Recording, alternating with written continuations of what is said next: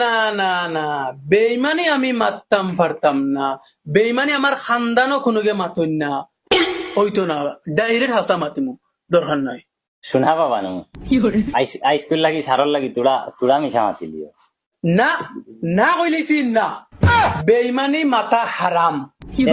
বাবানো আইস করে বা একদিন সারর লাগি মিশা মাতিল যেটা হইবা ওটা করমু সারে তোমার লাগি আমি না করছি না নি না, বেইমানি কিতার লাগি করতাম? পড়াও না 200 বক, আর বেইমানি করতাম? আমার বেইমানি পছন্দ নাই।